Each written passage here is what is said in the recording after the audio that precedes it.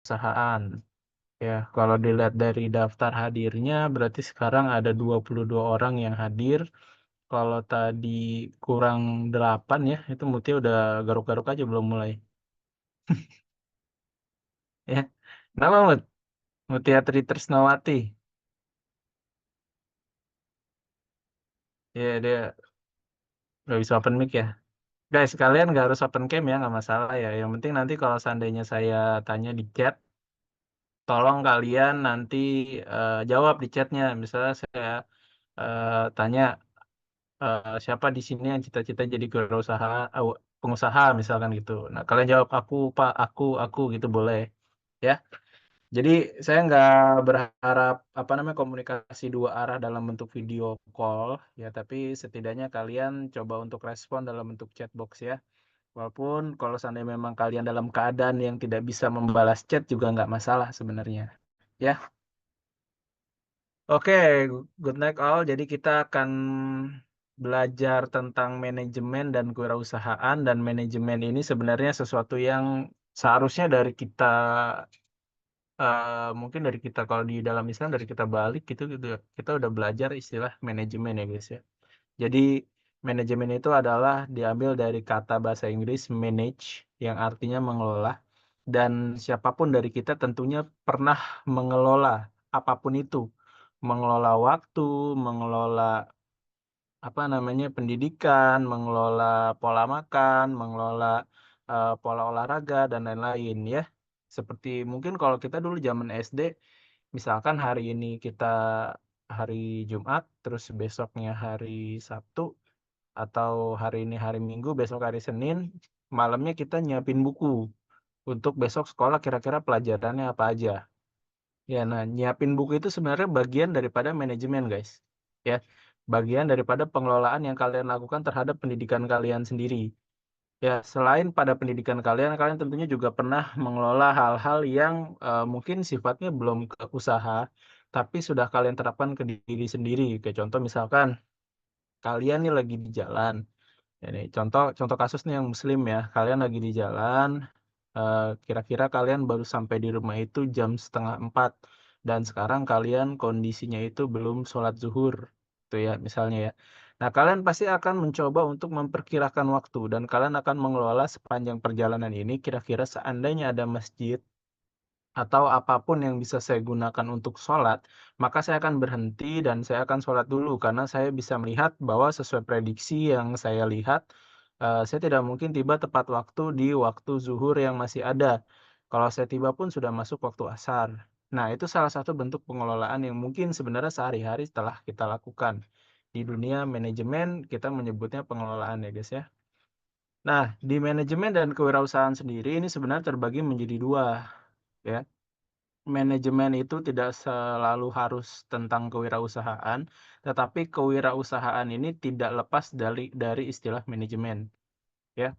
Nah, di sini nanti kita akan open dulu kontrak perkuliahan, ya. Dan sebelumnya saya juga minta maaf ke teman-teman semuanya karena hari ini saya telat datang, saya kena traffic, kena macet ya, benar-benar macet karena saya baru keluar dari kampus itu sekitar jam berapa tadi? Jam setengah 6. Ya, dan saya perjalanan 1 jam ke rumah itu berarti sampai rumah jam 16.30. Oke, ini kita pakai kontrak yang di kelas eh, pagi kemarin ya, tapi nggak apa-apa. Nanti saya akan share ke PJ apa matkulnya. Di sini PJ matkulnya dari SF 2 berapa tuh tadi? SF 233A siapa ya? PJ matkulnya. Siapa guys? Izin jawab Pak, Luciana Pak. Lutfiana, ini Winda Aprianti. Oke, siapa tuh? Oh iya, SF 212B Lulu, iya tahu. Oke, berarti kelasnya Vika itu Lutfiana tadi ya. Oke, ini kita coba sharing sedikit untuk kontrak perkuliahannya guys ya. Harusnya kita sama Bu Ika satu lagi, cuman Bu Ika itu agak sulit dihubungi. Untuk pembagian sendiri sebenarnya harus saya masuk setelah UTS. Jadi nanti saya akan megang bagian digitalnya. Jadi, digital marketing and digital entrepreneur gitu ya. Dan Bu Ika yang megang bagian, konvensionalnya atau tradisionalnya gitu ya, seperti apa kiat-kiat berwirausaha dan lain-lain gitu. Cuman, karena saya juga masih belum bisa menghubungi Bu Ika ya, masih out of reach gitu ya. Jadi, nanti ini masih akan kita diskusikan kembali, saya megang bagian apa saja dan Bu Ika bagian apa saja, karena khawatirnya ternyata kita akan mix materi. Jadi, sebelum UTS ada saya juga dan setelah UTS ada Bu Ika juga gitu ya. Kita belum mendiskusikannya lebih lanjut, tapi untuk membuka kontrak hari ini itu dengan saya, ya. Oke, mungkin sebagian besar dari kalian itu pasti kenal saya ya, terutama yang kelas konversi mungkin udah 2 kali ketemu saya dari zaman D3 ketemu, S1 sekarang ketemu lagi gitu ya. Nah, begitu juga mungkin yang sekarang S1 semester 7, kalian mungkin udah kenal saya karena dari semester 1 kita udah ketemu ya, artinya kita sudah 7 semester mengenal, cuman mungkin baru kali ini kita bertemu di dalam ruang perkuliahan. Mungkin biasanya kita bertemu dalam hal-hal yang sifatnya administratif ya. Hal-hal yang sifatnya administratif seperti di SIA, e-learning, dan lain-lain gitu ya. Tapi saya rasa, sebagian besar dari kalian pasti sudah tahu dan kenal, saya siapa dan, sebagai apa di Kiva. Nah, untuk semester kali ini saya mengampu mata kuliah ini untuk kalian, ya manajemen perusahaan bersama Bu Ika. Tadi saya sudah sebutkan. Nah, kenapa saya mengampu mata kuliah ini? Sedikit perkenalan mungkin ya. Karena sebenarnya latar belakang pendidikan saya main apa ya, linearnya itu adalah komputer, guys. Ya. Jadi saya menempuh kuliah komputer itu S1 komputer itu di Mercu Buana, Universitas Mercu Buana. Kemudian saya menempuh S2 komputer saya itu di BINUS. Ya, itu Eskom Mkom. Nah, kemudian, apa sih, Pak, yang linear dari pendidikan Bapak, terhadap mata kuliah yang saat ini sedang Bapak ajarkan? Ya tentunya, mungkin di gelar yang 2 di belakang ini ya, guys, ya. Walaupun sebenarnya S1-nya saya nggak ada S1 manajemen dan nggak ada juga S1 untuk bisnis gitu ya. Tapi saya ada gelar MS dan MBA. Jadi pada saat, dulu saya study S2, saya dapat beasiswa dari Indosat dan saya menempuh pendidikan S2 itu langsung di 2 kampus. Jadi satu kampus itu di BINUS, satu lagi di Amerika, di US. Nah, yang di US itu, saya menempuh pendidikan MBA. Nah, MBA ini kan Master of Business Administration ya, mungkin kalau di Indonesianya mirip seperti gelar MM. Cuman di MBA ini lebih kompleks karena penelitiannya lebih banyak dan juga dia lebih banyak internship-nya. Nah, di MBA ini mungkin kalau teman-teman kenal sama Pak Nadiem Makarim, sama, Mbak Maudy Ayunda, mereka juga MBA di US ya, karena memang di US itu banyak sekali untuk kuliah atau kampus-kampus yang, membuka program MBA ini. Kemudian, 2 tahun setelahnya, mungkin 1 tahun setelahnya ya, tahun 2023 setelah saya lulus MBA, saya ditawarin lagi dari, kampus US saya di Washington itu, untuk lanjut studi satu master degree lagi dan saya dapat beasiswa lagi untuk Master of Science, guys. Nah, MS ini Master of Science dan Master of Science ini saya ada di bidang digital transformation. Nah, digital transformation inilah yang nantinya akan, saya coba ampu kepada teman-teman semua yang ada di sini, ya. Jadi bagaimana kita berwirausaha dan memanfaatkan teknologi untuk memajukan usaha kita atau minimal membantu manajerial kita dalam mengelola usaha. Ya, jadi latar belakang yang digunakan sebenarnya dari pendidikan MS dan MBA ini, ya. Jadi teman-teman, apa sih yang nantinya kita pelajari dan apa sih manfaatnya kita mempelajari hal ini? Yang pertama tentunya kita akan, lihat ya manfaat dari mata kuliah ini apa sih? Buat apa sih Pak saya ngambil mata kuliah ini?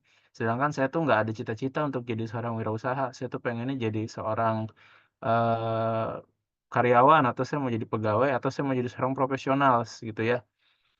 Jadi, minat atau tidaknya teman-teman semua untuk menjadi seorang pengusaha itu, nggak masalah, guys, ya, karena ilmu itu tetap harus kita pelajari walaupun kita tidak ada minat di sana. Ya, sebagaimana kayak kita mikir, buat apa sih kita belajar, matematika, padahal nanti juga kita kan nggak akan sehari-harinya menggunakan rumus-rumus yang diajarkan matematika. Tapi ternyata minimal dengan kita belajar matematika ya sekarang kita bisa berhitung. Sebenarnya itu yang dilihat, guys. Ya. Jadi begitu juga dengan belajar manajemen kewirausahaan ini, walaupun kalian nanti suatu saat tidak menjadi seorang pengusaha, minimal setidaknya kalian bisa menerapkan disiplin-disiplin seorang wirausahawan di diri kalian. Ya, mungkin yang tadinya kalian misalkan kurang bisa tepat waktu, jadi lebih tepat waktu, atau kalian yang tadinya lebih nggak bisa mengatur waktu, sekarang jadi lebih bisa mengatur waktu setelah belajar ini. Nggak harus kalian menjadi wirausaha outcome-nya, tapi minimal kalian bisa merasakan perubahan-perubahan atau disiplin seorang wirausaha di dalam diri kalian, ya. Nah, di sini kita akan belajar mulai dari konsep, karakteristik, jalur-jalur, peluang, studi kelayakan, rencana, pemasaran, dan evaluasi. Nah, ini penting banget ya guys ya. Kalau kita punya rencana dan kita sudah memproses, maka kita harus mengevaluasinya. Mana dari evaluasi itu kita akan menjadi better person in every day. Jadi kita akan menjadi orang yang lebih baik setiap harinya. Nah, untuk deskripsi dan lain-lain nanti kalian baca aja guys ya. Saya akan share ini. Ya, kemudian ini strategi perkuliahan, wajarlah, biasa ya, kuliah biasa kalian akan dikasih tugas, kalian juga akan dengerin, kuliah dengan saya dan Bu Ika, kemudian kalian juga akan bikin presentasi dan mempresentasikan di depan saya dan Bu Ika. Nah, kemudian materi-materi di sini total ada 9 materi pokok, tapi nanti akan ditambahkan juga untuk materi digital marketingnya ya. Jadi nanti akan ada tambahan materi untuk digital marketing di setiap poin-poin pokoknya ini. Seperti konsep dasar kewirausahaan, nanti kita tambahin juga konsep dari marketing digital itu seperti apa, atau konsep dari digital transformation dari company yang mau kita buat itu seperti apa. Nah, kemudian karakteristik wirausahawan, kemudian bagaimana memanfaatkan teknologi untuk eh, menjaga atau minimal meningkatkan karakteristik ini. Kemudian jalur-jalur wirausaha yang tentunya salah satunya ada pemanfaatan teknologi ya. Kemudian peluang usaha tentu juga bisa kita inline-kan dengan teknologi, studi kelayakan, rencana usaha, pemasaran, dan evaluasi. Nanti juga saya akan coba sebutkan beberapa aplikasi-aplikasi yang mungkin bisa digunakan oleh teman-teman sekalian yang memang berniat menjadi seorang pengusaha dan mau membuka suatu usaha, atau sekarang sudah punya usaha dan mau istilahnya apa ya, memperbesar usahanya, ya. Nanti untuk pokok, bacaannya di sini ada handout, bahan ajar. Jadi yang materi-materi akan saya kasih ke teman-teman semua di sini, modul dan buku ajar. Nanti saya akan share buku-buku ajar yang mungkin, relevan dengan mata kuliah kita ya. Oke, Cecil jangan ngantuk, Sil. Ngantuk banget Cecil kayaknya. Ya, masih fokus ya pada ya? Oke, jadi gini guys, mata kuliah ini memang kelihatannya nggak terlalu rumit ya, tapi pada pengaplikasiannya nanti mungkin kalian akan merasakan sendiri struggling menjadi seorang wirausaha itu seperti apa ya. Oke, di sini tata tertib dan lain-lain tadi sudah saya sebutkan. Kalau sama Bu Ika, kalian ikutin tata tertib yang nanti diminta Bu Ika ya. Tapi kalau untuk di saya, nggak mewajibkan kalian open cam sekali lagi. Tapi kalau saya ajak berdialog, kalian jawab minimal di chat ya. Oke, ini untuk pembobotan nilai. Apakah ada yang tidak setuju? Setuju-setuju aja lah ya. Karena nggak bisa diganti juga ya guys ya. Oke. Nah, ini nanti akan saya share ke tadi ya, ke Lulu sama ke Lutfiana. Lutfiana udah masuk belum nih? Belum ya? Udah, Pak. Udah. Oh ya, oke oke. Oke guys, jadi itu untuk kontraknya. Nanti kita akan selesaikan kontraknya dengan para PJ kelas dan PJ matkul. Oke, sampai di sini kalian ada nggak sih sesuatu yang mau ditanyakan kepada saya gitu sebelum kita next ke materi yang lebih dalam gitu? Mungkin kita akan cepat aja ya sore ini ya, karena udah kayak sesil semua tuh ya, udah setengah watt semua.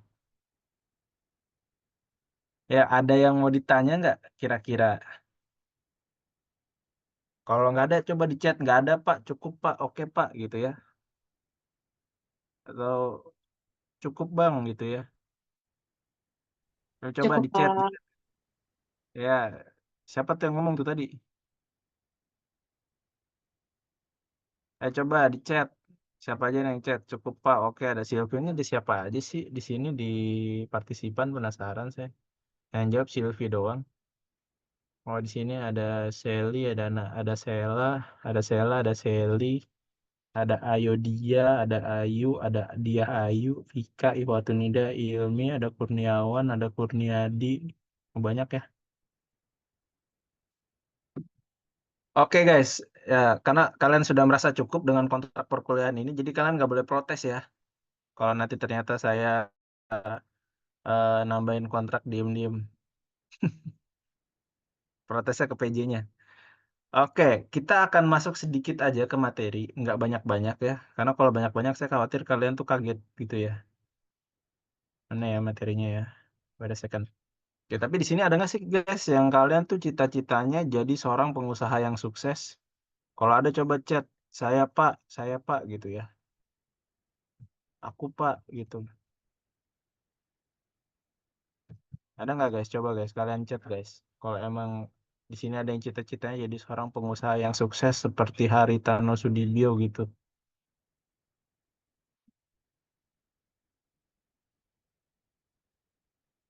Saya Pak, oh Lutfiana tuh. Aku Pak pengen jadi owner skincare. Oke, saya Pak Silvi Nuraini Pak. Oke. Banyak ya yang mau jadi pengusaha sukses ya. Nanti tapi saya akan jelaskan dulu ya, bagaimana cara kita menjadi sukses guys. Sukses itu diawali dari kedisiplinan atau keistiqomahan kalau dalam Islam ya. Saya dari tadi dalam Islam mulai berasa kayak guru agama saya. Tapi memang gitu guys, disiplin itu kan dalam Islam itu istiqomah. Jadi kalian akan belajar bagaimana menjadi disiplin dalam berwirausaha. Karena kalau kalian udah disiplin, kalian akan lebih mudah untuk mencapai target yang kalian targetkan dalam usaha. Nah, kalau nggak salah di sini juga mungkin ada yang udah jadi pengusaha ya. Siapa di sini yang udah punya usaha guys? Coba guys, di chat lagi guys. Saya Pak udah punya usaha gitu. Saya Pak punya saham di gudang garam gitu misalnya. Coba guys, siapa di sini yang sudah menjadi seorang pengusaha dan masih berjuang untuk sukses? Ada tidak? Nggak ada ya. Kalau nggak salah, Lulu juga usaha ya kalau nggak salah lu ya. Lulu AFK nggak lu? Oh iya, Lulu. Oke, Lulu kalau nggak salah itu usaha. Dari dulu udah bantuin ibunya usaha kalau nggak salah Lulu ya. Oke, skala mikro. Oke, good. Lu. Jadi ntar kita akan berdiskusi. Di sini sudah ada contohnya ya, Mbak Lulu yang sudah menjalankan usaha dan nanti kita akan bertanya kiat-kiat atau struggling apa yang mungkin ditemui oleh Mbak Lulu selama menjalankan usahanya yang kemudian nanti bisa kita jadikan bahan diskusi dalam materi perkuliahan kita hari ini. Ya, oke guys, kita mulai kayak gini aja lah ya. Kewirausahaan, ya singkat, padat dan jelas ya untuk judulnya ya. Kewirausahaan. Kita akan mulai membahas mata kuliah yang diawali dengan materi yang bertajuk kewirausahaan ini. Jadi dari materi kewirausahaan ini kita awali dengan ini guys. Ini kelihatan ya yang saya itu ya. Kalian catat Jepang nggak kelihatan Pak ketutupan kotak hitam gitu misalnya. Boleh. Kalian mau protes banyak-banyak protes nggak apa-apa guys. Saya nggak bakal omelin guys. Ya. Oke, jumlah pengangguran meningkat selama pandemi. Kemudian ada juga data meningkat pengangguran lulusan universitas. Oke.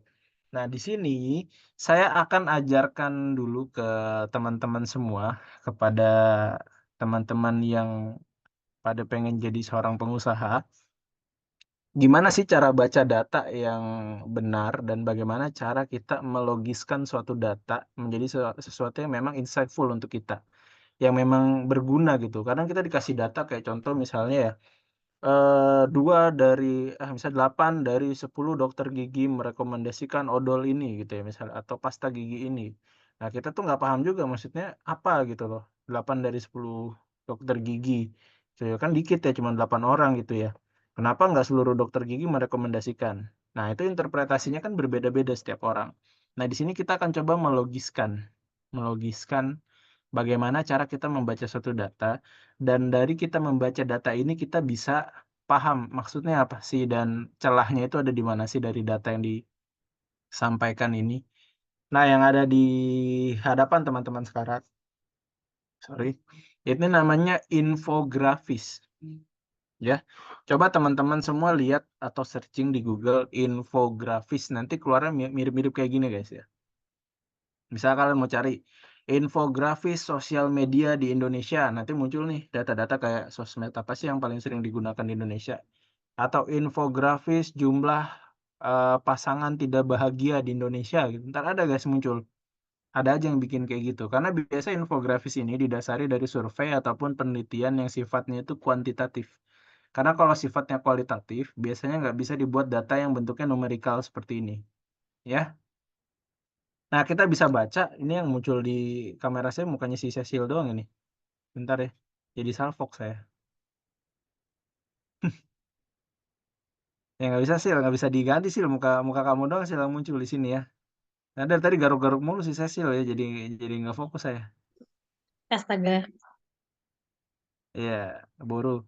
Oke, jadi gini guys, jumlah pengangguran meningkat selama pandemi. Kita bisa lihat ya, data ini berdasarkan BPS. Nah, teman-teman nanti pada saat mau bikin skripsi dan kalian misalkan bingung mau cari latar belakang itu di mana gitu ya, itu ambil aja guys dari website BPS. Itu banyak tuh data-data yang memang sifatnya itu survei atau sifatnya itu statistik. BPS itu Badan Pusat Statistik ya. Jadi daripada kalian melakukan uji pendahuluan misalnya gitu ya harus survei ke beberapa orang dulu terus kemudian kalian bikin latar belakang, pakai aja data yang udah valid dari BPS. Kalian cari aja di website bps.go.id, di situ udah banyak. Misalnya kalian mau cari kasus diabetes di Jakarta Timur, itu ada tuh guys datanya guys. Kecamatan ini berapa, kecamatan yang lainnya berapa, kelurahan ini berapa, dan lain-lainnya berapa, ada semua ya. Nah, di sini data BPS per Agustus 2020, berarti artinya ini adalah gelombang satu pandemi, berarti ya. Kemudian data ini adalah data 4 tahun yang lalu, sudah ulang tahun 4 kali berarti data ini. Nah, kita lihat di 2018 itu penganggurannya ada 7,07 juta. Di 2019 naik sekitar 300 ribuan ya. Atau berapa nih 300 ribu ya, jadi 7,10 juta orang. Nah, kemudian di tahun 2020 meningkat jadi 9,77 juta atau meningkat sekitar 2,77 ya, atau 2,67. Nah, kita bisa lihat di sini ada peningkatan yang lumayan signifikan dari 2019 ke 2020. Dan kita bisa lihat juga dampak COVID-19 terhadap penduduk usia kerja. Penduduk usia kerja itu adalah usia produktif ya guys ya, dari 20 sampai 40 tahun. Atau sebenarnya sampai 50 tahun. Atau bisa kita sebut juga sampai usia pensiun. Tergantung orang yang mau nyajiin datanya itu sampai sampai berapa rentangnya gitu ya. Nah, di sini pengangguran 2,56 juta, bukan angkatan kerja, artinya bukan orang yang usia produktif gitu ya. Itu 0,76 juta, dan bekerja tapi dengan pengurangan jam kerja itu 24,03 juta. Sementara tidak bekerja itu 1,77 juta. Total 29,12 juta. Nah, kita bisa lihat nih guys, di sini dikatakan bahwa pengangguran itu ada 2,56 juta. Nah, 2,56 juta ini adalah penambahannya guys. Ya, kalian bisa lihat ya, dari 7,10 ditambah 2,56 jadilah 9,77. Sebenarnya kayak gitu ya, karena kan sebenarnya penambahan itu 2,6-an ya. Tapi kan di sini ditambahkan juga untuk bukan angkatan kerja. Nah, kalian bisa baca guys, di data yang 4 ini kita kalau mau manajemen atau mau wirausaha harus bisa paham baca data-data kayak gini guys ya. Di data ini kalian bisa baca nih guys. Yang masuk ke dalam kategori pengangguran itu adalah poin 1 dan 2. Sedangkan yang tidak termasuk apa namanya data pengangguran adalah poin ini nih. Poin 3 dan 4. Ya, di sini kan agak bingung ya guys ya. Antara pengangguran dan tidak bekerja itu sebenarnya bias. Orang nganggur ya nggak kerja gitu loh. Orang nggak kerja tapi belum tentu nganggur. Gitu ya. Nah, ini bias yang sebenarnya harus bisa dijelaskan lagi, ini tidak bekerjanya apakah dia pensiunan, atau apakah dia ibu rumah tangga, atau apakah dia seorang mahasiswa gitu ya. Kan ada tuh orang usia 21, 22, 23 kan masih jadi mahasiswa belum kerja, ada kan ya? Nah, itu apakah masuknya ke mana? Nah, di sini kita bisa ngeliat data yang dianggap sebagai pengangguran adalah data di poin 1 dan 2 ya. Poin 1 dan 2. Nah, di sini berarti ada penambahan sekitar ya mungkin ini ya harusnya naiknya 2,77 ya. Tapi maksud bukan angkatan kerja di sini adalah orang yang pengangguran tapi bukan di usia produktif gitu loh. Nah, dari data yang atas ini kita bisa lihat provinsi tingkat pengangguran terbuka di atas level nasional. Di mana di sini yang paling banyak itu di wilayah Jabodetabek, termasuk Banten, ya. Karena apa? Sebenarnya wilayah Jabodetabek ini adalah wilayah hijau ya. Untuk apa namanya kita mencari kerja. Jadi banyak sekali lapangan pekerjaan dan pusat ekonomi itu adanya di wilayah Greater Jakarta ini atau di Jabodetabek ini. Ya, makanya paling banyak sebenarnya ada di wilayah ini. Nah, teman-teman bisa lihat ya, 10,64, 10,95, 10,46. Nih, digabungin aja nih, 3 provinsi ini, se-Indonesia mungkin nggak bisa ngalahin, guys. Ya, provinsi lain tuh nggak bisa ngalahin. Karena dari 2 ini aja kita udah dapat nilai 33% pengangguran asalnya dari sini, pada saat data ini disajikan. Ya. Nah, tentunya ini berhubungan dengan apa? Berhubungan dengan kebijakan pemerintah pada saat itu. Kebijakan pemerintah pada saat itu, ya kita nggak boleh beraktivitas di luar. Ya, apalagi dulu ada PSBB, PPKM, dan lain-lain. Dan lebih susah lagi kalau orang yang tinggal di luar kota dan bekerja di kota yang berbeda. Gitu loh. Kayak contoh, misalnya Cecil nih kerja di Bekasi, tinggalnya di Rawamangun. Nah, Cecil mau kerja nih datang ke Bekasi, begitu nyampe perbatasan tuh di Harapan Indah tuh udah disetopin. Ayo mau kemana? Nggak bisa kan? Nggak bisa lewat perbatasan antara Jakarta dan Bekasi. Begitu juga orang yang di Jakartanya aja. Kalau ketahuan kita lagi ada di jalan kan nggak boleh ya pada saat itu. Nah, pengangguran yang seperti ini sebenarnya adalah pengangguran yang bukan disebabkan oleh ekonomi, guys. Tapi disebabkan oleh kondisi. Ya, ibarat kata kayak sederhananya gini. Ada perusahaan lagi maju-majunya gitu atau ada toko nih lagi maju-majunya. Kayak di Tambun tuh ada toko namanya Tokma, guys. Ya, lagi maju-majunya tuh. Terus tiba-tiba itu toko kebakaran, jebret gitu. Kan nggak ada niatan maksudnya toko ini membuat para karyawan itu menjadi seorang pengangguran kan. Tapi kondisi yang menyebabkan mereka akhirnya menjadi seorang pengangguran gitu loh. Jadi bukan karena tokonya bangkrut atau si bos yang nggak bisa gaji dan lain-lain, bukan karena itu. Tapi karena memang kondisi. Ya. Nah, pandemi itu adalah pengangguran disebabkan oleh kondisi atau keadaan, ya, bukan disebabkan karena lesunya ekonomi pada saat itu. Ya, ibarat kata ya, misalnya pada saat dulu pandemi misalnya ternyata tetap dibebaskan, orang boleh kerja, boleh lalu lalang dan lain-lain, mungkin yang meninggal lebih banyak, tapi maksudnya ekonomi nggak akan lesu, pengangguran nggak akan banyak gitu loh. Ya, tapi resikonya itu. Jadi kasus COVID-nya makin banyak kan ya. Nah, data yang di sebelahnya guys, kalian bisa lihat di situ ada meningkat pengangguran lulusan universitas. Nah, saya agak-agak sering ya melihat data yang kayak gini tuh lebih ke arah data penggiringan opini. Kenapa disebut gitu, Pak? Jadi gini guys, ketika kita mengatakan meningkat, meningkat ini adalah sifatnya apakah dia linear dengan jumlah basisnya. Contoh misalkan gini, dulu tahun 90 misalnya, sorry jangan 90 udah kejauhan, tahun 2010. Misalnya ini sederhananya aja ya, lulusan universitas itu ada 1.000 orang misalnya gitu. Dari 1.000 itu yang bekerja 800. Berarti yang nggak kerja kan 200 orang ya guys ya. Nah, begitu sekarang tahun 2024, misalkan ternyata lulusan university itu ada 100.000 orang. Nah, yang bekerja ada 80.000 orang. Misalkan gitu ya. 80.000 orang. Logikanya dulu 1.000 yang bekerja 800 berarti 80% kan. Nah, ketika yang 100.000 yang bekerja cuma 80.000 itu juga 80%, betul? Ya kan? Nah, tapi secara jumlah berarti kan kalian bisa lihat dong dari 100.000 yang kerja cuma 80.000 berarti ada 20.000 orang yang nganggur kan lulusan universitas kan? Sedangkan yang 1000 dari 1000 cuma 200 doang yang nganggur. Antara 20.000 dan 200 ini jumlah yang sangat signifikan. Nah, terkadang penggiringan opini itu datangnya dari sini, guys. Dihitung tuh peningkatan 200 ke 20.000. Ya. Karena kalau kita lihat misalnya meningkatnya pengangguran lulusan universitas ya tentu pasti meningkat. Karena apa ya? Lulusan universitasnya juga lebih banyak gitu loh sekarang dibanding dulu. Ya. Dulu misalnya ternyata orang-orang cukup sampai SMK udah bisa kerja, sekarang yang SMK yang dulunya cuma lulusan SMK misalnya mikir kuliah biar bisa naik jabatan dan lain-lain gitu ya. Ketabrak pandemi, jebret gitu ya. Nah, itu yang menyebabkan akhirnya kelihatannya lulusan universitas itu penganggurannya meningkat. Padahal sebenarnya jumlah lulusannya juga meningkat gitu loh. Yang kita lihat dari situnya dulu. Ya logikanya kalau jumlah lulusannya meningkat, ya wajar kalau jumlah penganggurannya meningkat juga. Karena kan memang yang bekerja juga jadinya lebih banyak juga dong. Yang tadinya bekerja cuma 800 orang, nah sekarang 80.000 orang.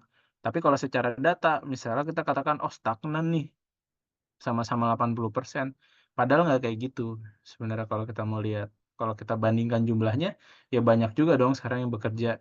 Ya, makanya nanti ketika kalian menjadi seorang pengusaha gitu ya, kalian coba deh hati-hati dengan data-data yang sifatnya menggiring opini kayak begini, gitu ya. Jadi kalian selain melihat persentasenya, kalian lihat juga kelogisan datanya. Ya wajar dong kalau seandainya dia pengangguran meningkat, berarti jumlah lulusannya meningkat juga, gitu loh. Ya. Nah, di sini ada slogan, guys. Mengapa perlu berwirausaha? Jawabannya lapangan kerja semakin sempit. Maka apakah itu menjadi tugas kita membuka lapangan kerja? Enggak juga, gitu ya. Sebenarnya bukan lapangan kerja yang semakin sempit, tapi kompetensi seseorang yang semakin dituntut untuk lebih banyak saat ini, ya. Sebagai contoh, dulu misalnya ternyata tugas dari seorang TVF atau TTK yaitu ngeracik, kemudian nimbang, kemudian ngasih KIE, komunikasi, informasi, edukasi, pelayanan, penyerahan gitu ya. Tapi sekarang TTK itu dituntut juga guys untuk bisa mengoperasikan sistem yang ada di rumah sakit. Dituntut juga untuk kayak misalnya dia nginput resepnya atau nginput ngehargain obatnya itu di sistem. Yang sebenarnya itu kan dulu nggak ada guys ya. Kalian tanya di TTK tahun 97 tuh nggak ada disuruh input di sistem. Ada obat datang ya suruh kerjain aja, suruh racik, suruh serahan gitu ya. Tapi kalau sekarang kalian kerja di rumah sakit, ya kalian harus ada kompetensi baru. Bisa mengoperasikan minimal Word, Excel, PowerPoint. Nah, kalau kalian nggak bisa mengoperasikan itu, ya kalian yang tergerus. Sebenarnya kayak gitu. Jadi bukan lapangan kerjanya yang semakin sempit, tapi kompetensinya yang dituntut jauh lebih banyak. Nah, terkadang kompetensi yang jauh lebih banyak inilah yang membuat akhirnya beberapa orang itu nggak bisa qualified untuk masuk ke dalam suatu pekerjaan. Ya, dan kalian menjadi seorang pengusaha juga misalnya kalian punya apotek nih. Ada dua nih orang lamar kerja, yang satu bisa Microsoft Word, Excel, PowerPoint, yang satu nggak bisa, tapi sama-sama bisa ngeracik, sama-sama bisa serahan, sama-sama bisa ngejelasin ke pasien misalkan itu. Mana yang kalian pilih? Yang bisa Microsoft lah pasti, ya kan? Ada nilai tambah di situ, ada nilai lebih di situ. Ya, kalau kita bisa dapat yang lebih, kenapa kita harus dapat yang standar misalkan gitu. Nah, itu sebenarnya yang menyebabkan kelihatannya lapangan kerja makin sempit, guys. Ya. Nah, kalian kuliah itu sebenarnya langkah yang tepat karena kalian mengupgrade diri. Nah, ini yang saya kasih tahu ke kalian. Kalian misalnya tadi ya, gelar S3, S2 saya itu sampai 3 gelar. Dan saya akan katakan ke kalian bahwa investasi di pendidikan itu adalah investasi yang tidak akan rugi sebenarnya. Karena kalau kalian investasi misalkan di rumah, rumah itu bisa rusak. Investasi di tanah, tanah bisa eh, banyak sengketa lah, bisa banyak kasus, bisa banyak tanahnya mungkin ntar tiba-tiba diakui oleh orang dan lain-lain, ribet. Tapi kalau kalian investasi di pendidikan, sampai kapanpun ya kalian akan membawa gelar dan ijazah kalian. Nggak ada tuh istilahnya kalian, 5 tahun lagi ijazahnya nggak berlaku, itu nggak ada guys. Misalkan kayak kalian sekarang AMD misalnya, kayak Cecil, Mutia, Vika, Ayu gitu kan pada AMD Farm semua ya. Nggak ada tuh istilahnya kayak, tahun depan gelar AMD saya udah nggak berlaku, itu nggak ada guys. Ya, atau tiba-tiba, ijazah saya harus diperpanjang, itu nggak ada. Nah, itu investasinya. Sampai kapanpun kalian bekerja di manapun ya kalian akan dianggap sebagai lulusan itu. Nah, semakin kalian mengupgrade, ibarat kata kayak seolah-olah kalian menambah investasi. Kayak kalian misalkan beli rumah, ya kalian beli rumah satu lagi, bedanya ini dengan pendidikan. Banyak loh kalau kalian berkata kayak, "Pak, tapi kan banyak Pak orang yang nggak perlu kuliah, nggak perlu pendidikan tinggi, tapi dia sukses-sukses aja jadi pengusaha." Memang banyak, tapi kalau kita bandingkan apple to apple, tentunya masih lebih banyak juga kan pengusaha atau orang-orang yang sukses dengan pendidikan. Ya kan kita biasanya mendengar, apa ya, story orang-orang yang DO, dia langsung bisa buka usaha, terus sukses gitu. Tapi kalau kita bandingkan dengan orang yang berkuliah dan sukses, ya tentunya masih lebih banyak orang yang berkuliah dan sukses gitu loh, ya. Jadi sebenarnya, kuliah memang tidak menjamin kesuksesan kita, tapi setidaknya kuliah itu memperbesar kemungkinan kita untuk sukses, tuh ya. Nah, dari sinilah kita bisa meng-upgrade yang namanya tadi, kompetensi kita, dan kita nggak akan berkata bahwa lapangan kerja semakin sempit. Karena lapangan kerja itu tentunya sesuai dengan kompetensi dari yang kita miliki, ya.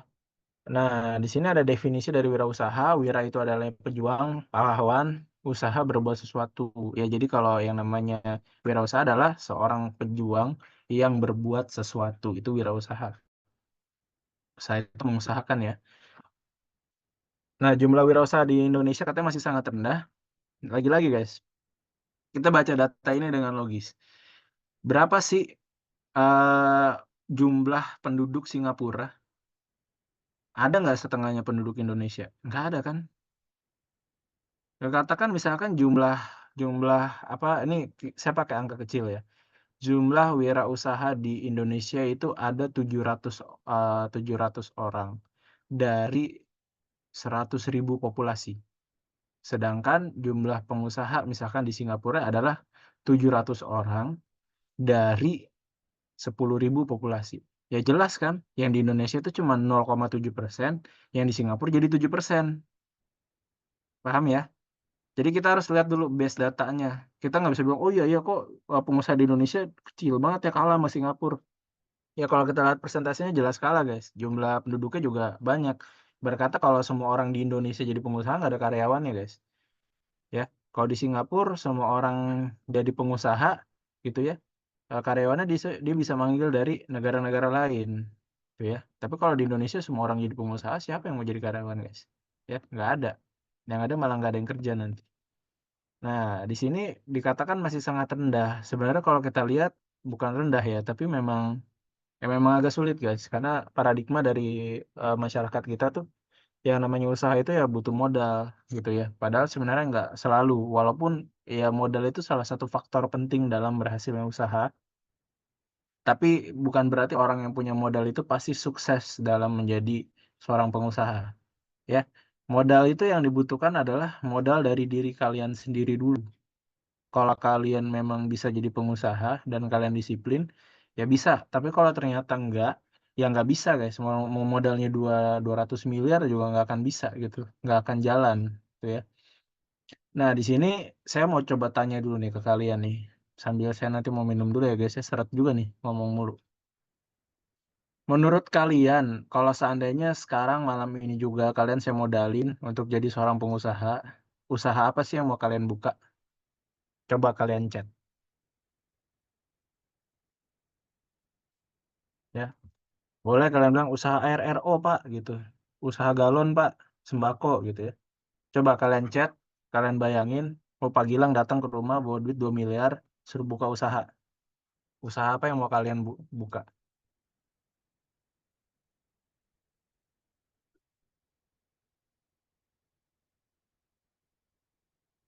Kita lihat, ada jawaban.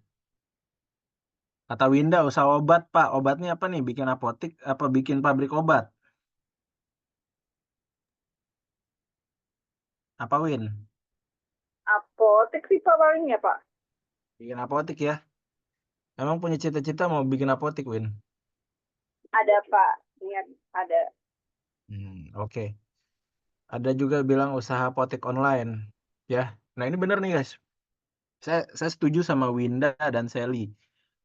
Kalau kita mau masuk ke dalam suatu usaha atau suatu bidang yang memang mau kita coba untuk try agar kita sukses di sana, ya kita coba sesuatu yang memang dari awal itu kita punya ilmunya. Ya, kayak Winda sama Sally mungkin udah paham nih tentang dasar-dasar farmasi, mengelola farmasi dan lain-lain, atau cara menjual obat, cara kontak PBF gimana, cara menangani pasien gimana, penyerahan KIE, kemudian kalian cara menghandle stok-stok yang numpuk gimana, yang ED gimana. Nah, kalian membuka usaha apotik itu merupakan langkah yang tepat. Tapi tentunya kita bisa melihat dulu apakah apotik ini menjadi sesuatu yang profitable atau tidak. Karena biasanya return of investment dari apotik itu bisa 10 sampai 15 tahun, guys. Makanya kalian lihat deh, banyak ya apotik-apotik lama tuh masih tetap ada aja di situ ya, kayak apotik Rini, kemudian apotik mungkin yang di dekat-dekat rumah kalian tuh, itu udah dari tahun-tahun jadul, itu masih standby di situ, ya. Nah, biasanya orang buka apotik itu, guys, orang yang buka apotik itu adalah orang yang dia itu sudah punya usaha lain biasanya. Biasanya ya. Karena kalau dia fokus di usaha apotik, itu dia biasanya akan habis untuk kebutuhan sehari-hari. Karena untuk return of investment dari apotik itu lama. Ya, kenapa saya bilang lama? Modal untuk membuka apotik itu bisa 1 miliar. Paling murah mungkin 300 juta. Gitu ya. Nah, per hari itu berapa sih paling kita bisa ngasih margin keuntungan dari obat gitu loh. Kan nggak mungkin dong misalnya kayak paracetamol harga HRT-nya itu 2.000 per strip kita jual jadi 5.000 kan nggak mungkin ya guys ya. Nah, biasanya kita lihat margin untuk keuntungan per item obat itu nggak terlalu tinggi kalau apotik. Tapi kalau kita konsisten selama 10-15 tahun itu pasti balik guys. Dan nanti apotik kalian akan terkenal apotik yang paling lama dan yang paling lengkap biasanya. Atau yang paling senior di situ ya. Jadi kan udah punya pelanggan tetap. Nah, kelebihannya itu. Nah, kalau kalian memang sudah bisa dapat profit atau keuntungan dari apotek kalian, ya kalian biasanya udah tinggal autopilot aja. Tapi emang di awal-awalnya agak struggle kalau untuk apotek. Terutama yang online ya guys ya, online itu saingannya banyak guys. Harganya nggak ngotak ya. Oke, kita lihat lagi. PBF Pak, oke PBF juga sama. PBF itu konsepnya sebenarnya kayak ini wholesaler ya guys ya, kayak dropshipper sebenarnya kadang kita bisa katakan. PBF itu kan dia bukan orang yang memproduksi obatnya, tapi dia yang menjadi seorang agen gitu ya. Nah, kalian membuka usaha PBF, Lulu membuka usaha PBF itu mirip-mirip kayak kita buka usaha agen. Agen apapun itu, agen sembako, agen minyak, agen minuman dan lain-lain sebenarnya sama. Dan biasanya untuk usaha PBF itu dia persaingannya memang lebih ketat, tapi dia secara margin atau return of investment itu jauh lebih cepat baliknya. Karena harga ditentuin oleh PBF kadang guys, ya. PBF naik, harga obat naik kan gitu biasanya ya. Ya itu bagus yang disampaikan dulu. Kalau nggak salah di atas juga ada ya di sini bilang katanya mau jadi owner skincare. Oke guys, saya jelaskan dulu. Skincare itu sebenarnya bagus. Ya, sekarang lagi booming banget. Tapi yang mau saya katakan ke kalian, ya saya ibaratkan di sini ya. Nah, dalam memasuki dunia usaha itu guys, itu ada istilah green ocean, blue ocean, dan red ocean. Nah, green artinya hijau, blue artinya biru, kemudian eh, red artinya merah. Nah, green ocean ini adalah usaha yang belum banyak kompetitor dan rentan gagal. Jadi gini istilahnya. Kalau kita berhasil, ya kita akan jadi orang pertama yang berhasil dan kita akan pionir dan sukses banget. Tapi kalau kita gagal, ya kita gagal sendirian, guys. Bisa dipahami ya maksudnya. Sederhananya gitu. Kayak contoh misalnya Cecil mau buka usaha makanan, misalnya warung bekicot Cecilia gitu ya. Nah, yang buka cuman Cecil doang sejakarta gitu ya. Ya kalau yang gagal ya udah si Cecil doang yang gagal gitu loh. Nggak ada lagi tuh.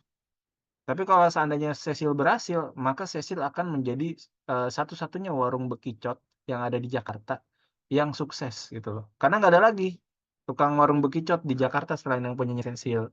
Gitu ya. Nah, kalau Blue Ocean ini banyak kompetitor, tapi segmented guys. Contohnya apa? Kayak misalnya Lulu nih, Lulu jualan bakso. 100 meter di depan ada yang jualan bakso lagi, 200 meter lagi jualan bakso. Oke, kelurahan itu banyak yang jualan bakso, tapi masing-masing itu punya segmennya sendiri, guys. Setiap tukang bakso itu pasti punya pelanggannya, dan masing-masing itu juga pasti tetap survive sampai sekarang. Nah, itu Blue Ocean. Tapi tingkat kesuksesannya itu rata-rata. Apa yang dimaksud dengan rata-rata, Pak? Iya, kalau kita konsisten, ya anggaplah kayak kita gajian tiap bulan gitu loh. Nggak akan menjadi seorang yang benar-benar sukses banget gitu, nggak. Gitu ya. Kayak orang misalkan dengar tukang bakso naik haji, ya dia butuh jualan mungkin 2 tahun berturut-turut tanpa libur gitu loh, tanpa libur dan tanpa istirahat. Maksudnya gimana sih, Pak? Nanti saya ceritain ya. Nah, sedangkan yang terakhir adalah Red Ocean. Nih, banyak kompetitor tapi satu segmen, guys. Contohnya apa? Skincare. Skincare itu kalian bisa tahu ya, kalian kayak lihat ya. Ada namanya Skintific, ada namanya MS Glow, ada juga namanya misalkan Kaf gitu ya. Gimana sih Kaf kan? Gini tulisannya ya. Nah, ini adalah brand baru yang sukses. Betul ya? Ada juga brand lama, contoh kayak Martha Tilaar, Sari Ayu gitu ya. Mustika Ratu, terus atau Martina Berto ya. Nah, kalian lihat deh guys. Kalian pernah nggak kepikiran kayak Martha Tilaar itu atau Sari atau Mustika Ratu itu udah ada di Indonesia itu dari tahun berapa sih? Dari tahun 80-an kan? 80 70-an tuh udah ada mereka. Kemudian masuk Skintific, MS Glow, Kaf. Nah, mereka bersaing nih. Skintific, MS Glow, Kaf, Martha Tilaar, Sari Ayu, Mustika Ratu, Martina Berto. Nah, ketika cuman ada di sini doang guys, Martha Tilaar sampai Martina Berto, ini masuknya Blue Ocean. Masing-masing punya segmennya sendiri. Tapi begitu masuk Skintific dan lain-lain, ini merusak pasarnya Martha Tilaar dan teman-temannya. Orang akan beralih ke, oh gue kalau kayak gitu pakai Skintific aja atau pakai MS Glow aja, lebih murah gitu ya, atau lebih banyak influencer yang pakai dan lain-lain gitu ya. Walaupun sebenarnya lebih murah juga ya produk-produk yang dimiliki oleh mereka-mereka ini. Kayak merek Mustika Ratu, L'Oreal, Pond's, dan lain-lain. Nggak terlalu jauh beda harganya dengan Skintific, MS Glow, dan lain-lain. Tapi mereka kepecah dengan skincare-skincare yang sifatnya startup. Dengan skincare-skincare yang sifatnya ini adalah corporate. Nah, Skintific, MS Glow, Kaf ini startup guys. Kalau Martha Tilaar, Mustika Ratu, Martina Berto, yaitu Sari Ayu, mereka ini corporate. Corporate itu artinya mereka sudah perusahaan besar. Sedangkan kalau startup biasanya dimiliki oleh organisasi kecil atau perorangan. Kayak contoh MS Glow cuma dipunyain sama siapa tuh namanya? Saya lupa, ada yang ingat nggak? Sandi Purnamasari ya, itu loh. Nah, katakanlah, oh, saya mau jadi owner skincare Pak, masuklah kita ke dalam industri ini, jebret. Bikinlah ada namanya, misalkan nama skincare-nya, tadi siapa sih yang mau buka usaha skincare? Namanya Widiawati. Oke, kita bikin namanya Skincare Widya gitu ya. Jebret masuk. Nah, ketika si Skincare Widya ini masuk, dia akan berkompetisi dulu dengan Skintific, MS Glow, dan Kaf. Kalau sampai ketemu ini aja udah kalah, ya udah berarti akan gagal langsung. Nah, kalau misalnya seandainya ini berhasil, kalian akan berbagi pasar, guys. Skincare Widya ini akan berbagi pasar dengan Skintific, MS Glow, dan Kaf. Tinggal lihat nih penjualannya mana yang paling tinggi dan akhirnya ada yang tereliminasi. Sebenarnya kayak gitu. Nah, kalau kalian bisa ngalahin yang ada di tengah ini, baru kalian ketemulah sama yang korporat-korporat ini. Coba deh sekarang bayangin aja deh guys, kalau seandainya ya,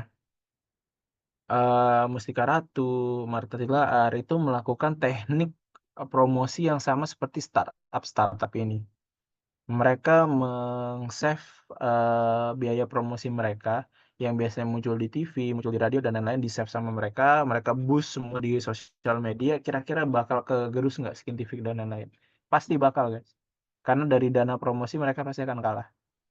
Ya. Nah, ternyata ada Skintific produknya, misalkan harganya 38.000. Masuk nih, L'Oreal. Jebret, harganya 30.000. Tapi L'Oreal, orang pasti akan beli L'Oreal, guys. Itu ya. Ya, harus hati-hati. Ya, jadi kalau kita masuk ke dalam Red Ocean, itu pasti banyak kompetitornya dan kita akan susah sendiri. Lalu gimana Pak cara mengatasinya?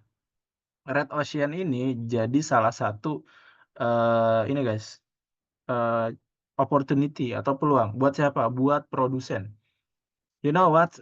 Ada beberapa skincare dengan brand yang berbeda tapi diproduksi di tempat yang sama, guys.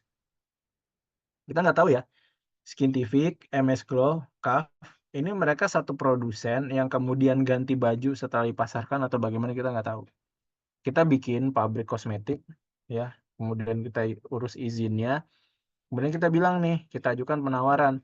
Kalau Skintific mau bikin serumnya di kita gitu ya, biaya produksinya kita cut 10%. Masuk Skintific, begitu nanti udah terbiasa bikin di kita, kualitasnya bagus dan lain-lain, cut 10% itu kita naikin. Ujung-ujungnya kita akan balik marginnya. Seperti itu. Jadi daripada kita bikin brand sendiri, bikin jadi produsennya guys. Tuh, cuman kekurangannya apa kalau jadi produsen? Investasi di depannya mahal. Karena kita harus beli alat dan teknologinya. Ya, seperti itu. Oke, ada chat nih.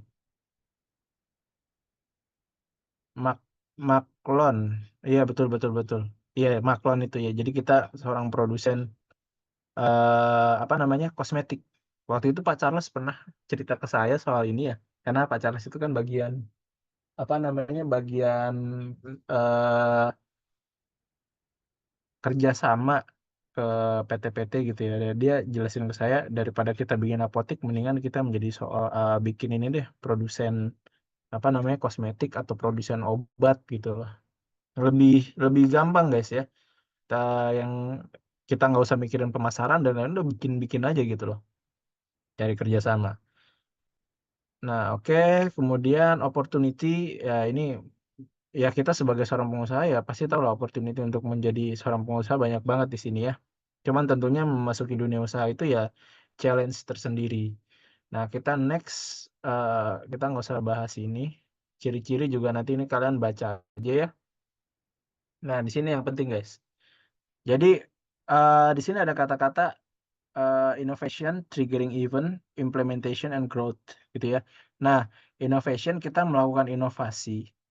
Kemudian kita melakukan triggering event. Nah, triggering event itu kayak contohnya gini guys. Kalian tahu nggak sih dulu itu kayaknya jarang deh orang yang pakai aplikasi Zoom atau pakai aplikasi MS Teams atau Google Meet gitu ya. Itu jarang. Kemudian tiba-tiba datanglah pandemi, jebret gitu. Itu saham Zoom itu naik atau meningkat sampai 1.200% guys. Ya, bahkan saya Microsoft itu aja nggak bisa ngejar Zoom itu. Kenapa? Karena ada triggering event, pandemi ini triggering event. Kalian bayangin ya, mungkin kalau nggak ada pandemi, ini akan jadi kesulitan sendiri guys. Nggak mungkin ada orang atau sekolah atau institusi pendidikan di seluruh dunia itu menerapkan eh, pembelajaran online itu dari level TK sampai level S3. Itu semuanya pakai Zoom. Kalau nggak ada pandemi, belum tentu yang TK sampai SMP ini mau pakai Zoom gitu loh. Akan sulit, bisa, tapi akan sulit gitu. Mungkin hanya beberapa. Tapi bayangin ya, kalian kalian bayangkan ya. Pada saat pandemi itu, seluruh Indonesia, mungkin seluruh Indonesia ya, dari TK sampai S3 itu minimal pasti menggunakan pembelajaran online. Ya, pasti pakai pembelajaran online itu minimalnya itu WA lah, pasti pakai. Ya, coba deh kalau misalnya nggak ada pandemi seberapa mungkin sih TK-TK ini pada pakai WA, pada pakai ini untuk pembelajaran? Nggak ada kan? Tuh. Jadi ini triggering event-nya sebenarnya. Begitu juga kayak contohnya Migacuan. Triggering event dari Migacuan itu apa sih? Kebutuhan dari apa namanya? Kebutuhan dari masyarakat Indonesia atas dasar warung makan yang kekinian yang sifatnya itu adalah fast food mirip kayak KFC dan lain-lain dengan harga yang terjangkau, guys. Walaupun sebenarnya mie gacuan itu kan subsidi silang ya. Biaya harga minumannya tuh lebih mahal, guys ya, dibanding kita beli di restoran lain gitu loh. Tapi memang harga makanannya lebih murah gitu. Nah, dia melakukan subsidi silang di sana. Jadi kelihatannya orang mikir kayak, murah beli makanan di sini." Padahal sebenarnya sama aja. Gitu ya. Nah, itu triggering event-nya. Kemudian implementation, dilaksanakan. Jadi kalau kita memang ada inovasi, ada pemicu, kita langsung masuk guys. Jadi jangan nunggu lama-lama, pasti kerebut sama orang kalau lama-lama. Nanti baru terakhirnya kita akan merasakan growth atau pertumbuhan, ya. Nah, mencari peluang usaha baru, pembiayaan, SDM, kepemilikan organisasi, dan lain-lain. Nanti kita akan belajar juga dengan istilah 5P. 5P, awalnya 4P, 5P, 7P. Jadi nanti kita akan belajar, guys. Ini tugas nanti ya. Terakhir. Nah, konsep 5P, guys. Awalnya 4P. 5P itu kita ketika mau memanage atau mau menjalankan suatu usaha, kita harus memikirkan atau memperhatikan 5 hal ini. Yang pertama adalah produk yang kita tawarkan. Kemudian kita lihat harganya apakah masuk. Terus kita lihat promotion. Kemudian kita lihat place. Dan kita lihat people. People itu adalah eksternal dan internal. Eksternal adalah pelanggan kita, internal adalah staff kita. Nah, 5P ini kalau kita mau menjalankan usaha startup, itu bisa diterapkan. Kita punya dulu produk yang mau kita jual, jasa ataupun produk yang fisik ya. Jasa itu misalnya kayak sekarang banyak tuh guys, kalian tahu nggak aplikasi sejasa gitu ya. Ada yang jasa bersihin sofa, ada yang jasa bersihin ini dan lain-lain gitu loh. Yang dulu sebenarnya yang kayak gitu-gitu tuh nggak jadi suatu hal yang paling jasa zaman dulu tuh cuma sedot WC doang kan. Bener nggak? Sekarang ada jasa sampai membersihkan bekas renovasi rumah itu ada ya. Nah, itu produk barang atau jasa yang kita tawarkan kita harus tahu dulu dan memang di situ punya nilai dan dibutuhkan oleh orang. Kemudian price. Nah, price ini yang kadang menjadi satu kesulitan sendiri karena beberapa orang yang memang nggak terlalu nyari margin gede di online itu mostly harganya tuh nggak masuk akal gitu. Saya beli kipas angin nih misalkan di online itu 165.000. Kalau beli toko itu 200.000 guys. Toko dari ujung ke ujung, dari Jakarta Bekasi, dari Bekasi ke manapun itu, harganya 200.000. Tapi di online kenapa bisa 165.000? Nah itu. Ya. Kadang price ini juga jadi tricky ya guys ya. Kadang tuh ada beberapa toko online yang dia melakukan subsidi silang. Misalnya yang ini dimurahin, yang ini dimahalin gitu loh. Jadi dia tahu udah bisa mainan. Oh ini lagi laku banget nih. Ya ini nggak laku, yang nggak laku diturunin, yang laku banget dinaikin gitu loh guys. Nah ini akan sulit kalau kalian produknya itu cuma satu jenis varian. Kayak misalnya kalian jualan kipas misalkan gitu ya. Kipas elektrik gitu ya. Yang kalau ditatap dia akan nyala baling-balingnya misalnya gitu. Kalau nggak ditatap kita merem dia akan mati baling-balingnya. Jadi kalau pakai kipasnya harus ditatap terus gitu ya. Misalkan kayak gitu ya. Nah, ternyata misalnya kalian mau naikin harga. Nah, kalau kalian mau naikin harga, orang nggak mau beli lagi. Sedangkan kalau mau harganya tetap, ya kalian akan kesulitan sendiri. Ya, sedangkan itu produk paling laku kalian. Dinaikin jadi nggak laku lagi, diturunin kalian rugi. Atau kalian nggak dapat margin yang besar gitu ya. Nah, berbeda kalau seandainya kalian punya 5 jenis kipas. Ada yang ditatap, ada yang di-touch, ada yang dihembus, ada yang disentuh, dan lain-lain gitu misalnya. Bisa ternyata yang lagi laku ini yang ditatap nih, dinaikin harganya, yang 4 sisanya diturunin. Ujung-ujungnya apa? Ntar yang 4 sisanya laku, yang ini nggak laku nih, yang ditatap ini nih, kipasnya nih misalnya gitu ya. Nah ini kalian turunin harganya, yang 4 dinaikin. Gitu doang sebenarnya guys, mainannya guys. Ya, kalau di online itu, kalau di online ya, kalau yang mungkin yang konvensional kayak yang seperti dilakukan oleh Mbak Lulu dan lain-lain ada trik sendiri, trik khusus sendiri. Tapi kalau yang di online seperti itu, notabene rata-rata ya. Nah, kemudian promotion. Nah, promotion ini saya belajar dari salah satu teman saya. Dia itu reseller, top reseller dari Bromen.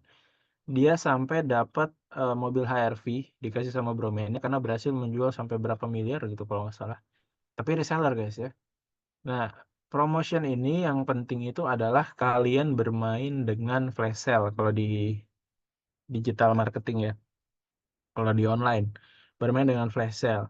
Kalau misalnya di yang konvensional, dia bilang suruh datang ke Mall Ion. Mall Ion mau tutup kalian pantengin tuh guys tempat makannya guys, food courtnya.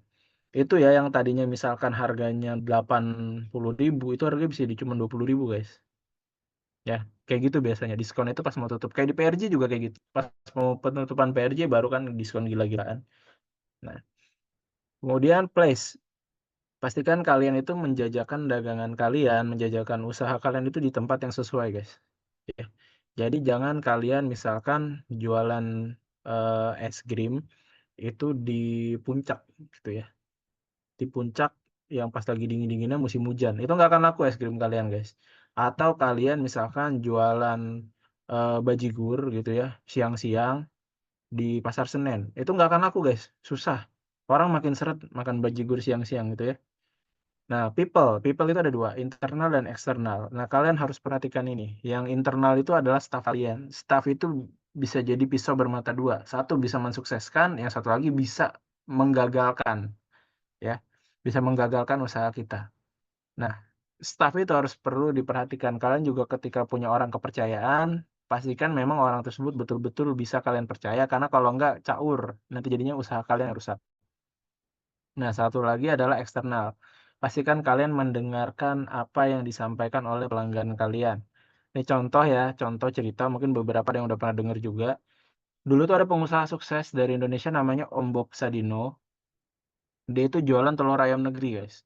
Nah, pas dia belum sukses, gimana cara dia meraih kepercayaan dari para pelanggannya?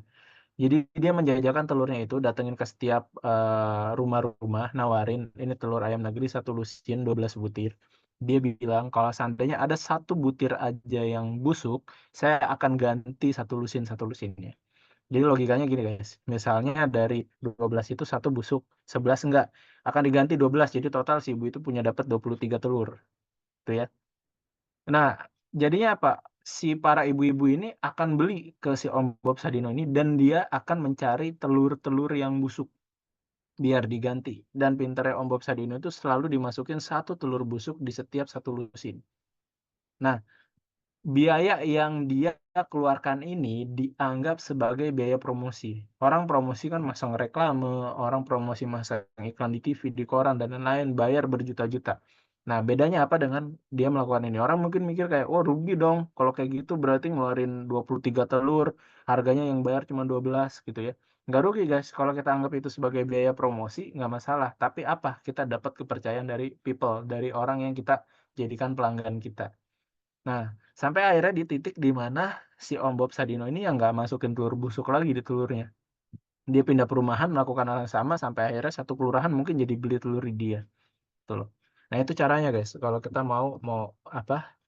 Menggait istilahnya kepercayaan dari pelanggan, ya. Oke, teman-teman, nanti ada tugas ya. Sampai sini ada pertanyaan?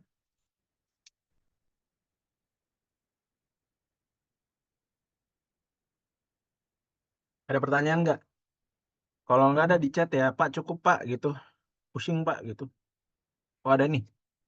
Dulu Dulu banyak nih yang nanya nih. Good nih. Lulu'il Maknun. Ini dia surat Al-Waqiah nih. Ka'amsali Lulu'il Maknun. Artinya mutiara yang berkilau.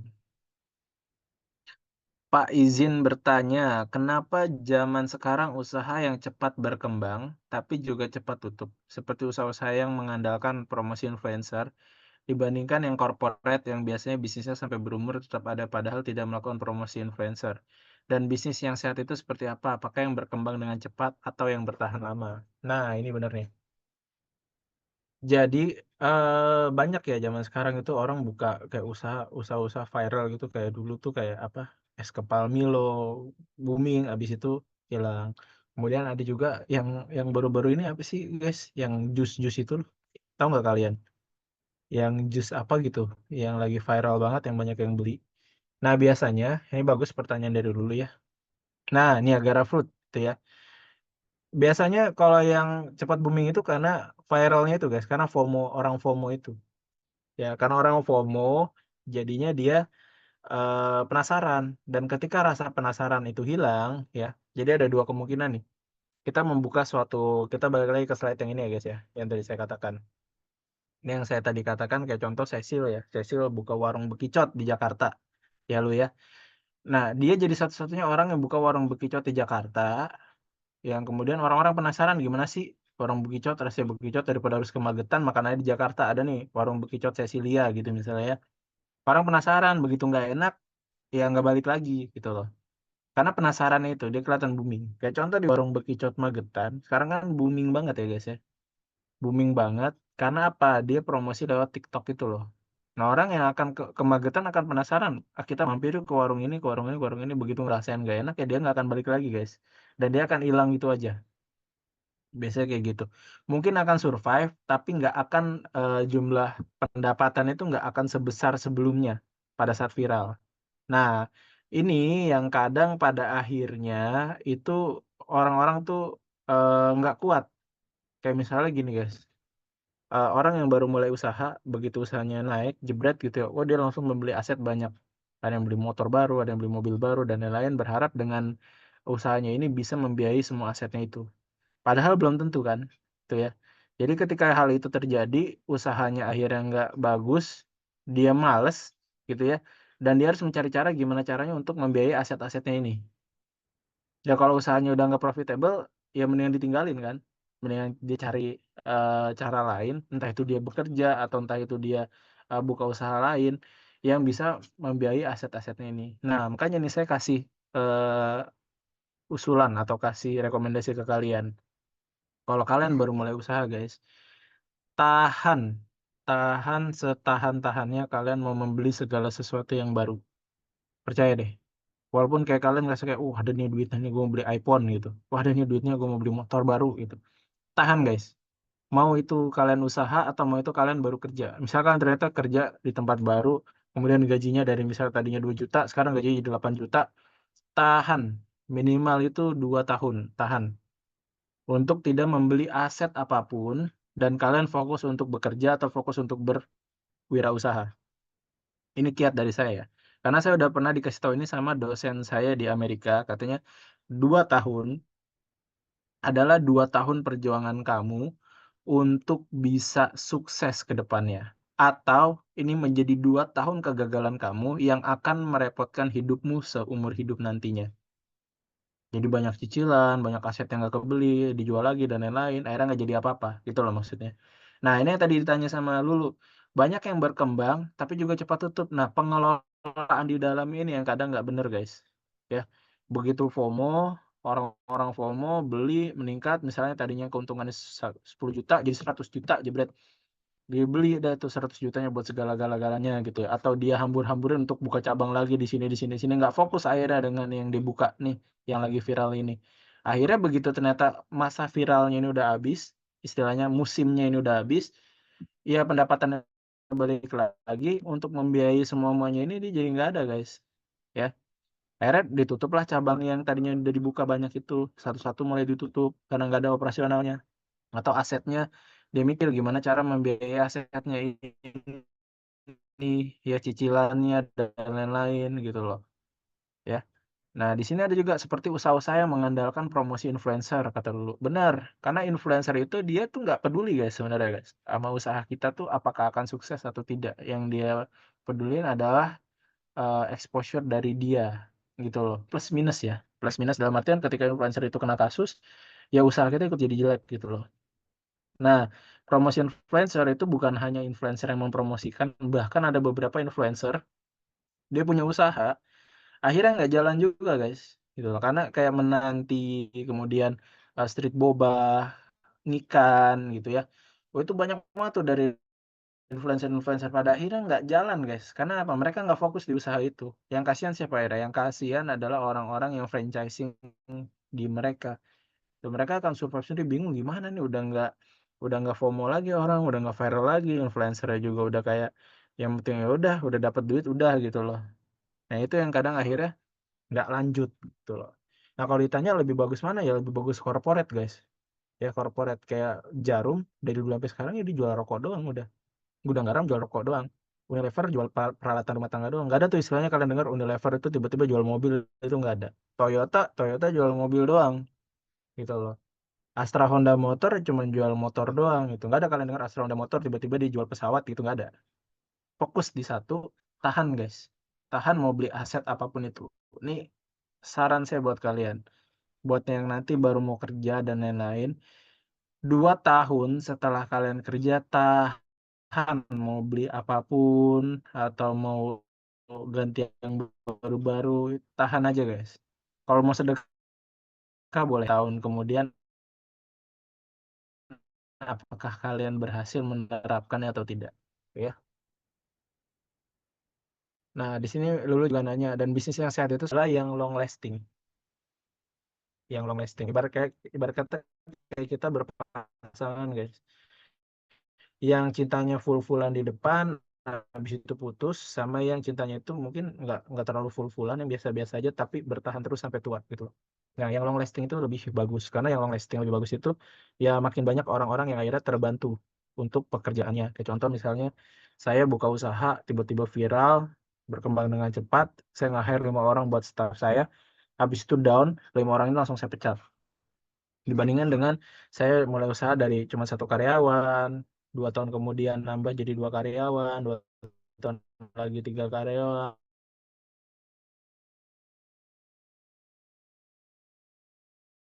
karyawan 5 karyawan sampai akhirnya saya punya udah hilang, maka pekerjaan seseorang itu juga akan hilang, guys. Nah, itu yang lebih sehat itu bisnis yang tahan lama. Ya, ada lagi yang mau ditanyain?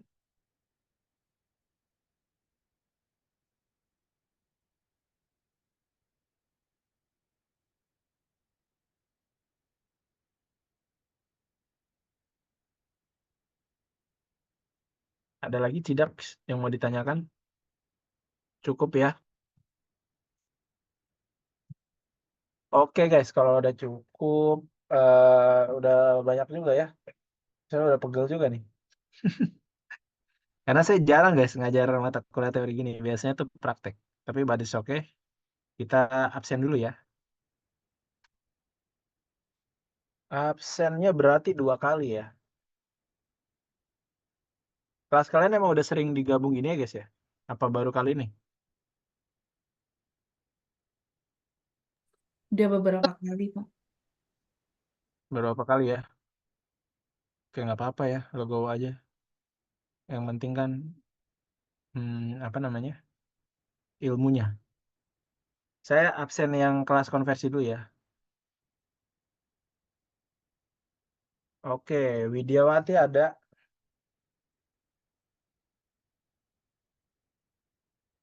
Temennya coba dicek ya, kalau ada bilang ada Pak gitu, atau sempat masuk bilang ada Pak, hadir tadi gitu ya. Widiawati ada. Ada, Pak. Oke, Lutfiana, Hadir, Pak. Mutia, Hadir, Pak. Rachel. Hadir. Itu aja Sil, posisinya Sil nggak ganti-ganti, semutan Apa loh ya? Tamburu ini ya. Tiana Nurrahmah. Hadir, Pak. Oke, Maulana Ibrahim Syakirin. Hadir, Pak. Ketemu lagi tak. Vika. Hadir. Fik. Di mana Fik? Di mana apanya, Pak? Apa lagi? Tadi ngomong ceweknya Kenapa? Di mana kamu? tapi cowoknya juga kadang Lagi di tempat adek. Oh ya, rame banget tuh ngomongin cowoknya siapa tuh? Kenapa? Itu lagi rame banget tadi kedengeran. Iya, ada teman-temannya adek. Jangan lanjut Fik. Oke, Pak. Ikhwatun Nida, Mbak Ikhwatun Nida mana nih? Oh iya, ketemu lagi Bu kita Bu ya. Oke, Pak. Winda, Ada, Pak. oke, Ayu Nur Talida. saya Pak. Oh iya, ayo, bisa udah ketemu Ayu udah lama banget nih dari zaman SMK ya Ayu ya. Iya betul. Sampai nyambung S1. Masih di KF yuk. Masih Bapak. Oh, ya udah dilanjut yuk. Tahan yuk, jangan beli apa-apa yuk 3 tahun. Aduh. Atau sekali beli bisa beli mobil. Oke, next saya akan mengabsen kelas yang reguler 2. Oke, ready ya. Dia, Hadir, Pak. Mala, Hadir, Pak. Oh ya, Yulita, Hadir, Pak. Anissa Rahma. Anissa Rahma ada? Coba dilihat lu, ada nggak lu di partisipan lu?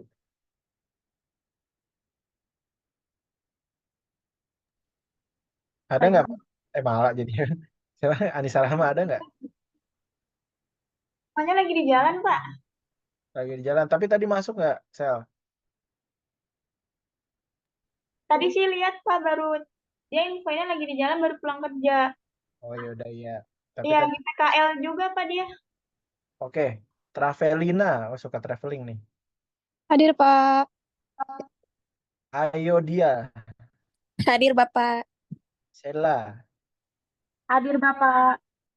Nia, Hadir, Pak. Wafa. Wafa mana Wafa? Wafa, Septia Wafa, Khairia.